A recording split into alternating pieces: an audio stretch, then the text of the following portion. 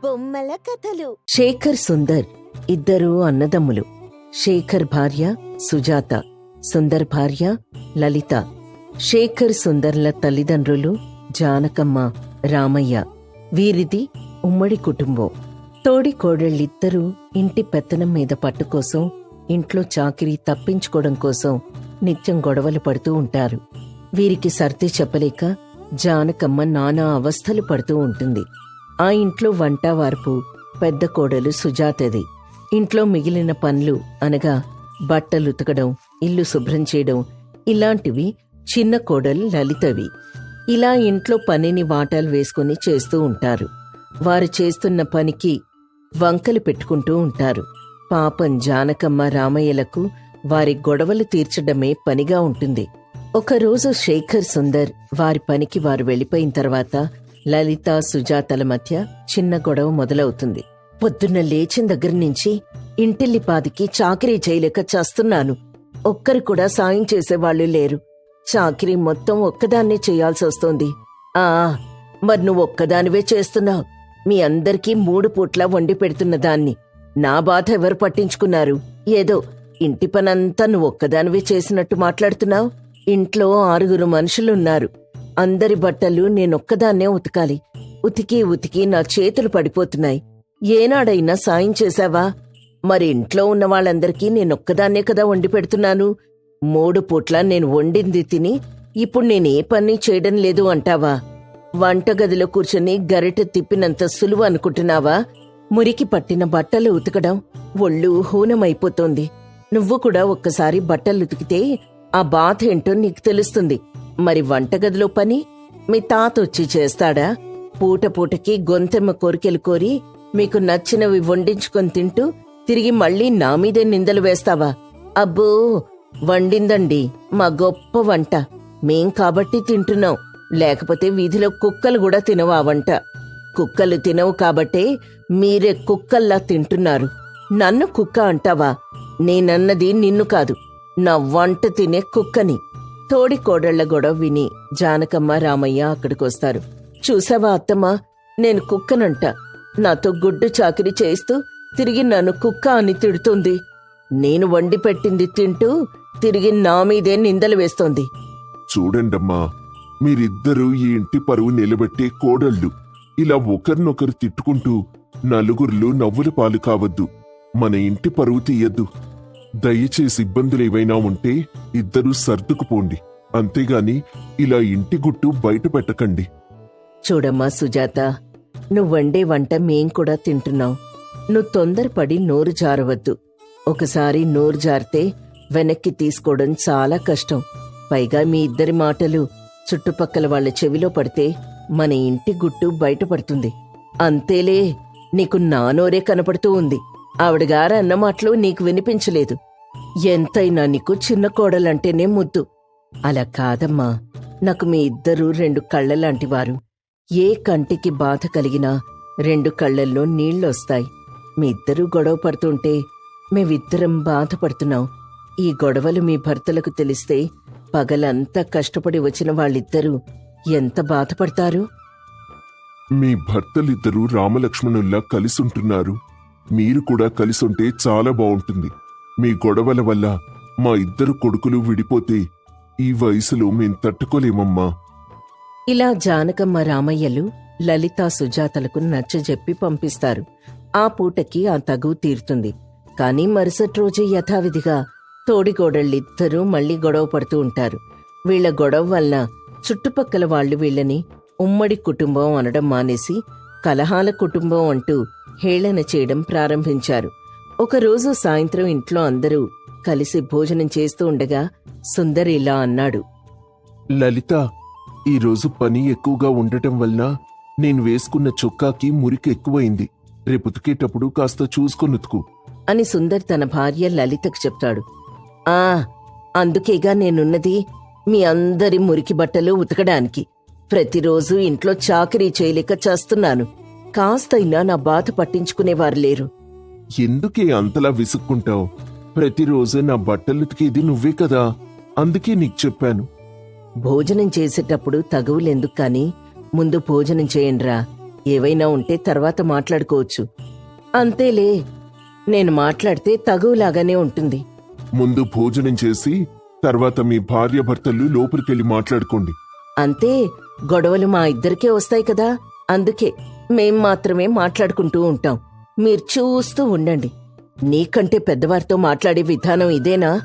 మొన్న నువ్వు అత్తమ్మని కుక్క అన్నప్పుడు లేదా ఈరోజు నేనేమన్నానని నా మీద అరుస్తున్నావు? అమ్మా, అదంతా అయిపోయిన గొడవ. మళ్ళీ ఎందుకిప్పుడు లేవనెత్తుతున్నారు? అయిందేదో అయింది, ఇక దాని గురించి మర్చిపోండి. శేఖర్ సుజాత వైపు చూస్తూ, నువ్వు మా అమ్మని తిట్టావా? సుజాత ఏం మాట్లాడకుండా నిశ్శబ్దంగా ఉండిపోతుంది. నన్నెవ్వరూ ఏమీ అనలేదురా. మీరు అనవసరమైన తగువులు పెంచుకోవద్దు. భోజనం చేసేటప్పుడు ఈ తగువుల గురించి ఎందుకు? ఉదయం నుంచి ఎండలో కష్టపడి పనిచేసి ఇంటికొచ్చారు. ప్రశాంతంగా భోజనం చేసి విశ్రాంతి తీసుకోండి. మళ్ళీ రేపు మీరు పనికి వెళ్ళవలసి ఉంది. మీరు కష్టపడి పనిచేస్తేనే మన ఇల్లు గడిచేది. అలాంటప్పుడు మీ మధ్యన ఎటువంటి మనస్పర్ధలు రాకూడదు అని జానకమ్మ తగువు పెరగకుండా సర్ది చెప్తుంది. అందరూ భోజనం చేసి ఎవరి గదుల్లోకి వారు వెళ్లి పడుకుంటారు. జానకమ్మ, రామయ్య పడుకునే ముందు వారి కుటుంబం గురించి మాట్లాడుకుంటూ ఉంటారు. ఇద్దరు కోడళ్ల తగువు రాను పెరిగిపోతోంది. ఏదో ఒకటి చేసి వీరి మధ్యన సఖ్యత పెంచాలి. లేదంటే మన ఇంటి పరువు వీధిన పడుతుంది. ఇన్నాళ్లు గుట్టుచప్పుడు కాకుండా జరిగిన తగువులన్నీ దాచుకుంటూ వచ్చామండి. కానీ ఇప్పుడు చుట్టుపక్కల అందరికీ తెలిసిపోయింది. నిజమే జానకి, ప్రస్తుతం మన వీధిలో అందరూ మనది ఉమ్మడి కుటుంబం అనడం మానేసి కలహాల కుటుంబం అంటూ హేళన చేస్తున్నారు. వీరి గొడవ రాను వీధి నుండి ఊరు దాటిపోయేలా ఉంది.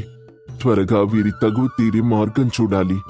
అలా అయితే మీ దూర బంధువు, మనందరి శ్రేయోభిలాషి అయిన రాజారాం తాతయ్యను ఒకసారి మన ఇంటికి రమ్మని పిలుద్దామండి. ఆయనైతేనే వీరికి సరైన సమాధానం చెప్తాడు. పైగా ఆయనైతే ఇంటి గుట్టు బయటికి వెళ్ళదు. సరైన సమయానికి సరైన వ్యక్తి గురించి చెప్పావు. రాజారాం తాతయ్య అయితేనే ఈ సమస్యకి సరైన పరిష్కారం చూపిస్తాడు. నేను రేపే తాతయ్యకు కబురు పెడతాను అని రామయ్య జానకమ్మకి చెప్తాడు. మరుసటి రోజు ఉదయం రామయ్య రాజారాం తాతయ్యకి కబురు పెడతాడు. 2 రోజుల తర్వాత రాజారాం తాతయ్య వాళ్ళింటికొస్తాడు. రాజారాం తాతయ్య వీళ్ల కుటుంబానికి దూర బంధువు. పైగా కుటుంబ కలహాలను పరిష్కరించడంలో దిట్ట. 8-10 వయసు దాటినా కూడా చాలా చాకచక్యంగా సమస్యలకు పరిష్కారం చూపిస్తాడు. రాజారాం తాతయ్య ఇంటికొచ్చిన తర్వాత సాయంత్రం అందరూ భోజనం చేసి కుటుంబం మొత్తం సమావేశమవుతారు. అప్పటికే జానకమ్మ, రామయ్య జరిగిన విషయం మొత్తం రాజారాం తాతయ్యకి చెప్తారు. మీ ఇంట్లో వంటెవరు చేశారు గాని భోజనం చాలా బావుంది. ఈ రోజు నేను 2 ముద్దలు ఎక్కువగానే తిన్నాను. కాని కూరలో కాస్త ఉప్పే ఎక్కువైనట్టుంది. అవును తాతయ్య, ఉప్పు కాస్త ఎక్కువైంది. ఉప్పు ఎక్కువైనా వంట మాత్రం భేషుగ్గా ఉంది. ఇంట్లో వంట చేసేది నేనే తాతయ్య. ఏదో ఈరోజు కాస్త ఉప్పు చేజారి ఎక్కువ పడింది అని తనని తాను సమర్థించుకుంటుంది సుజాత. అమ్మా, ఇప్పుడు నేను కూరలో ఉప్పు ఎక్కువైందని అన్నందుకు నీకేమీ కోపం లేదు కదా? అలాంటిదేం లేదు తాతయ్య. పెద్దవారు మీరు, మీ మీద నాకు కోపం ఎందుకొస్తుంది? మరి నీకంటే చిన్నపిల్ల లలిత మీద ఎందుకమ్మా అంతలా కోపడుతున్నావు? సుజాత ఏం సమాధానం చెప్పకుండా మౌనంగా ఉండిపోయింది. తాతయ్య లలిత వైపు చూస్తూ, లలిత, నీ పెళ్లికి ముందు మీ ఇంట్లో 20 ఏళ్లు పెరిగావు. ఆ సమయంలో మీ తల్లిదండ్రులు గాని మీ తోబుట్టువులు గాని నువ్వు సరిగ్గా పని చేయడం లేదని మందలిస్తే వారితో తగువుకి దిగేదానివా? తల్లిదండ్రులతో తోబుట్టువులతో వచ్చే గొడవలు మరుక్షణం మాయమైపోతాయి. వాళ్ళు చెప్పేది కూడా నా మంచి కోసమే కదా తాతయ్య. అలాంటప్పుడు వారితో తగువులెందుకు పెట్టుకుంటాను? మరి నీ తల్లిదండ్రుల్లాంటి అత్తమామలతో తోబుట్టువులాంటి సుజాతతో ఎందుకమ్మా నిత్యం తగువుకి దిగుతున్నావు? లలిత కూడా ఎటువంటి సమాధానం చెప్పకుండా మౌనంగా ఉండిపోతుంది. తాతయ్య అందర్నీ ఉద్దేశించి ఇలా మాట్లాడతాడు. మనం చిన్నతనంలో తెలిసి తెలియక చేసిన తప్పుల్ని మన తల్లిదండ్రులు సరిదిద్దే క్రమంలో మనల్ని తిట్టి, కొట్టి, భయపెట్టి దారిలో పెడతారు. అంత మాత్రాన వాళ్ళు మనకి శత్రువులైపోరు. అలా అని వారితో మనం తగువులు పెట్టుకోము. ఎందుకంటే అది మన మంచికే అని మనకి తెలుసు. అదేవిధంగా పెళ్లి చేసుకుని అత్తవారింట్లో అడుగుపెట్టిన తర్వాత మీ అత్తమామలు మీ తల్లిదండ్రుల్ని గనక మీరు చూసుకుంటే వారు చెప్పే ప్రతిదీ మీ మంచి కోసమే అని గ్రహిస్తారు. అలాగే మీ తోడికోడల్ని, ఆడబడుచుల్ని మీ తోబుట్టువులుగా భావిస్తే వచ్చే చిన్న చిన్న గొడవల్ని కూడా మరుక్షణమే మర్చిపోతారు.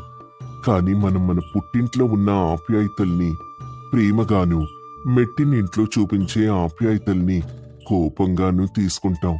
అసలు గొడవంతా అక్కడే వస్తుంది.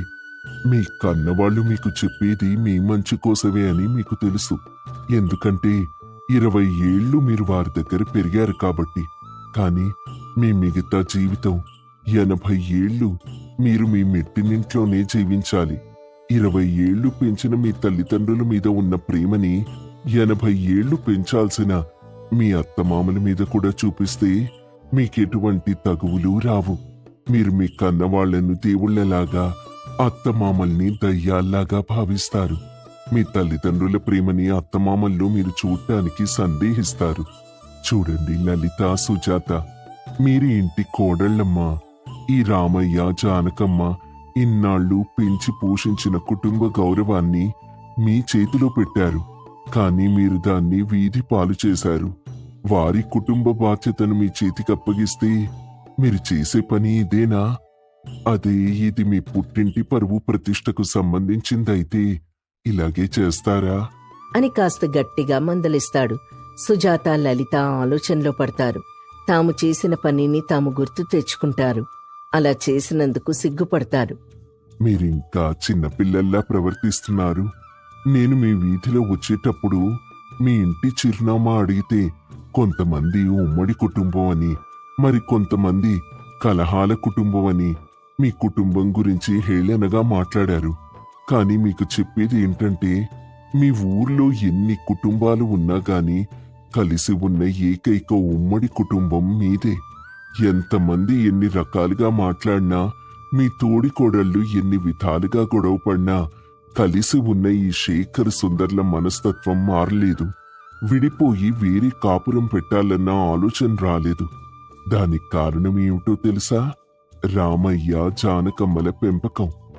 మీరు మీ అత్తమామల మనసు ఎరిగి నడుచుకుంటారని, ఇక మీదట మీ ఇంటి గుట్టుని వీధిన పడేయకుండా చూసుకుంటారని నాకు మాటివ్వండమ్మా. సుజాత, లలితలు బాధతో తలదించుకొని వచ్చి రాజారాం తాతయ్య కాళ్లమీద పడతారు. మమ్మల్ని క్షమించండి తాతయ్య. ఇన్నాళ్లు అహానికి పోయి అత్తమామల్ని చాలా ఇబ్బంది పెట్టాం. మా గొడవల వల్ల మా భర్తలకు కూడా మనశ్శాంతి లేకుండా చేశాం. ఇక మీదట అలా జరగకుండా చూసుకుంటాం. మా మాట నమ్మండి తాతయ్య అని రాజారాం తాతయ్య కాళ్లమీద పడి బాధపడుతూ ఉంటారు. తాతయ్య వారిని పైకి లేపి, తల్లి, పిల్లలు తప్పు చేస్తే వారిని సరిదిద్దే బాధ్యత తల్లిదండ్రులది. మెట్టినింటికొచ్చాక అత్తమామలది. మీరు పట్టుకోవాల్సింది నా కాళ్ళు కాదు. ఇన్నాళ్ళు మీరెన్ని గొడవలు పడినా, ఎన్ని మాటలన్నా భరించి మిమ్మల్ని ఏమీ అనకుండా ఆ బాధని మనసులో దాచుకున్న మీ అత్తమామల కాళ్ళు. వెళ్ళి వారిని క్షమాపణ అడిగి మీ తప్పులు సరిదిద్దుకోండి. లలిత, సుజాత ఇద్దరూ వారి అత్తమామల కాళ్ల మీద పడి మన్నించమని వేడుకుంటారు. వాళ్ళు ప్రేమతో వాళ్ళని దగ్గర తీసుకొని మన్నిస్తారు. అందరూ తమ తప్పు తాము తెలుసుకొని ఇంట్లోకి వెళ్ళిపోతారు. మరుసటి రోజు తాతయ్య వాళ్ళ ఊరు వెళ్ళడానికి బయలుదేరుతూ, పిల్లలు, మరి నేను బయలుదేరనా? అందరూ ఏకకంఠంతో, క్షేమంగా వెళ్ళి లాభంగా రండి తాతయ్య, క్షేమంగా వెళ్ళి లాభంగా రండి తాతయ్య అని అంటారు.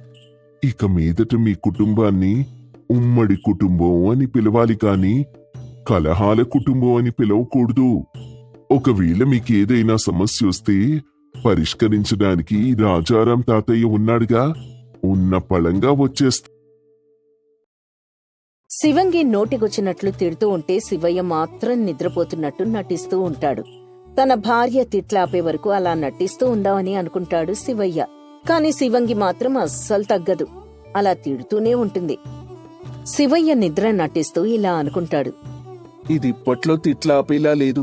నేను లేచే వరకు తిడుతూనే ఉంటుందేమో. అలా ఎంతసేపని తిడుతుంది? కాస్తైనా దీనికి నోరు నొప్పి పుట్టుదా? శివయ్య అలా నటిస్తూనే ఉంటాడు.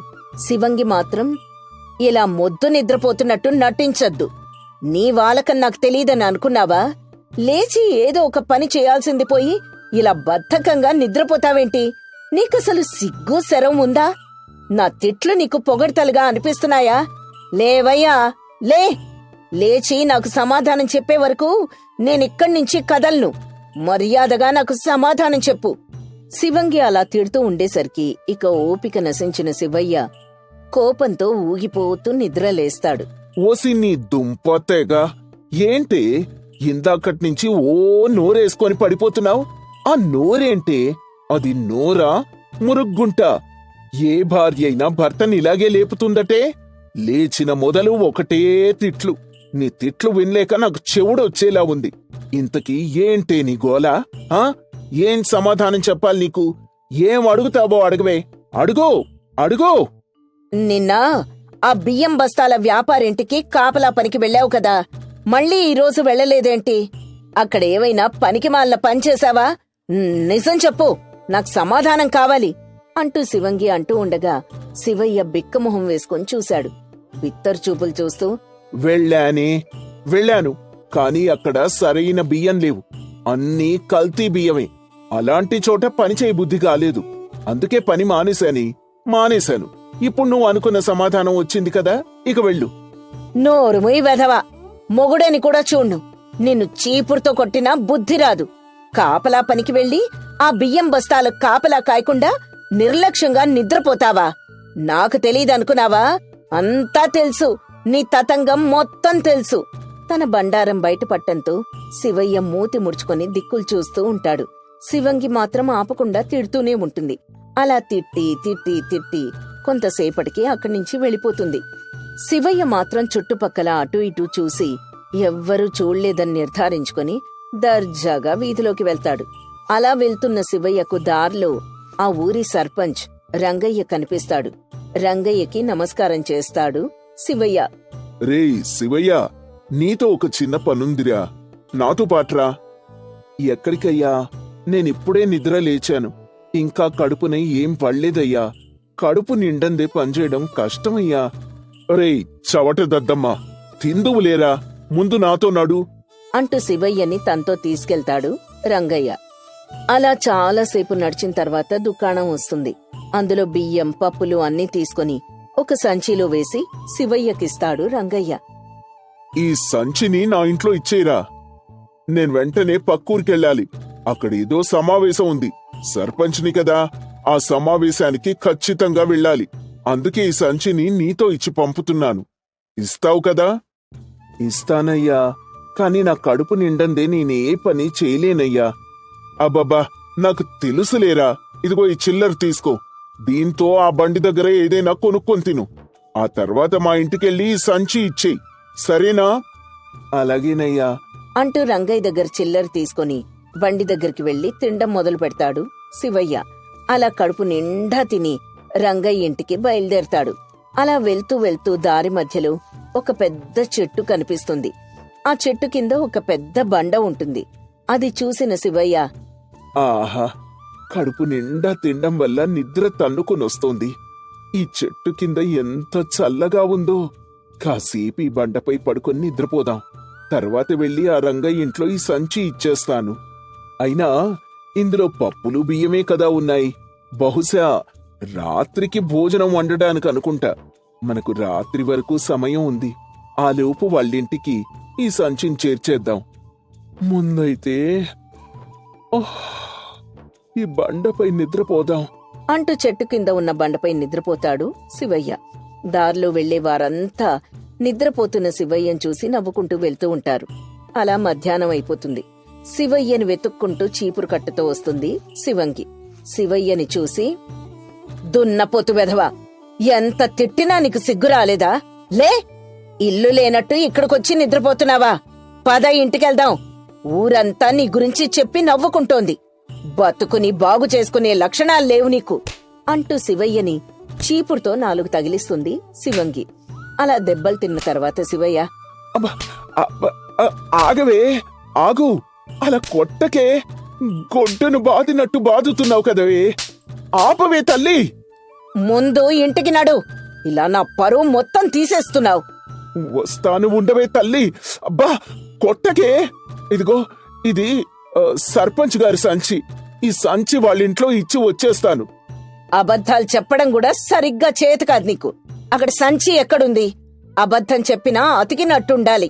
శివంగి అలా అనేసరికి పక్కనే ఉన్న సంచిని చూస్తాడు శివయ్య. అక్కడ ఏ సంచి కనిపించదు. సంచి లేకపోవడంతో శివయ్య గుండె గుబేలుమంటుంది. ఓరి నాయనోయ్, సంచి ఇక్కడే ఉండాలి కదా.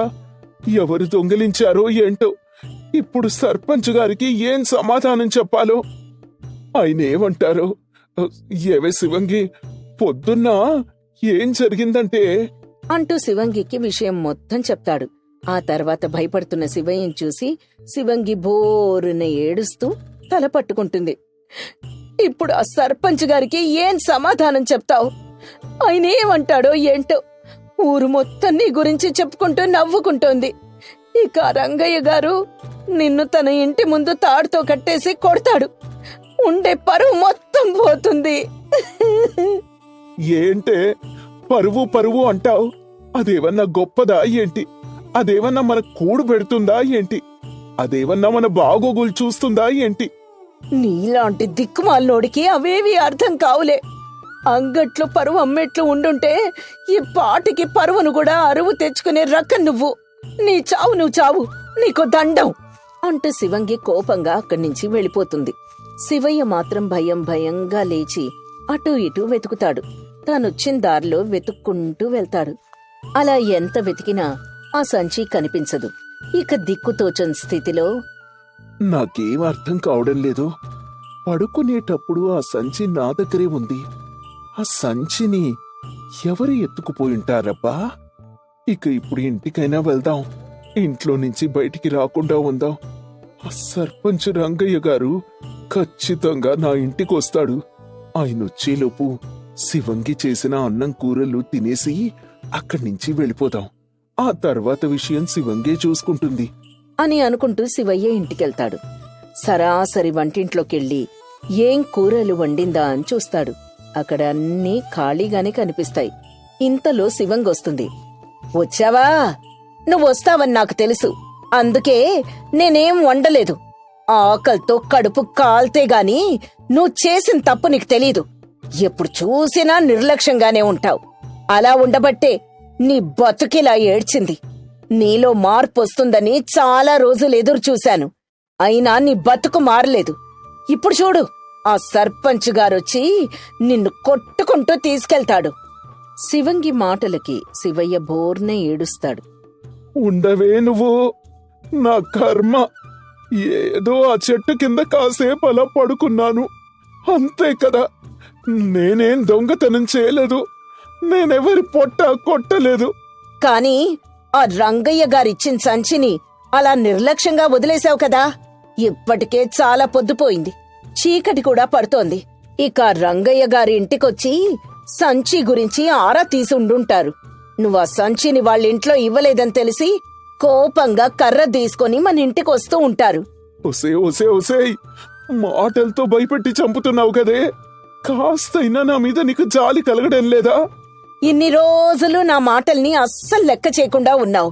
భార్య మాటలే కదా అని ఆ చెవితో విని ఈ చెవితో వదిలేశావు. నా మాటల్ని నిర్లక్ష్యం చేశావు. నువ్వు ప్రతి పనిని నిర్లక్ష్యంగా చేస్తూ ఉండడం వల్లే నీకిన్ని ఇబ్బందులు వస్తున్నాయి. ఇంతవరకు ఒక్క పనికి కూడా కుదురుకోలేదు. కనీసం నువ్వు తినే తిండిని కూడా నువ్వు సంపాదించుకోలేకపోతున్నావు. ఇవన్నీ రోజు చెప్పేవే కదే.